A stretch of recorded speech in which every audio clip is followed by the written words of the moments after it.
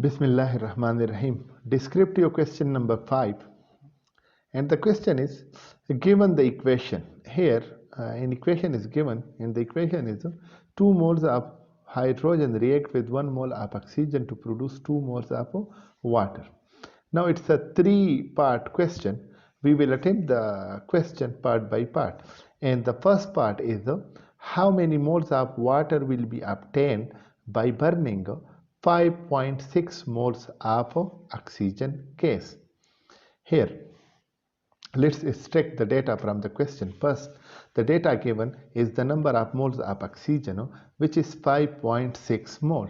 What we need to find? We need to find moles of water. So, we need to calculate the number of moles produced by 5.6 moles of oxygen. We will take the balanced chemical equation and will construct our ratio. As you can see in the equation, 2 moles of hydrogen are reacting with 1 mole of oxygen to produce 2 moles of water. It means that if I am going to construct my conversion factors or ratio as from the balanced chemical equation, you can see 1 mole of oxygen produces 2 moles of water, 2 moles of water. Now, 5.6 moles of oxygen will produce how many moles of water? Now, this is a simple ratio. Cross multiply this with each other.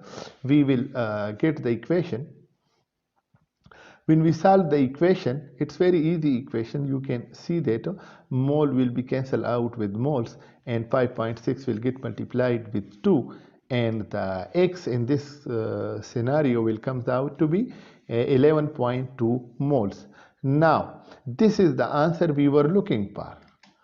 Thus, the number of moles of water produced by 5.6 moles of oxygen is 11.2 moles. Thank you very much for watching. Please subscribe to our channel and do not forget to share it with your friends.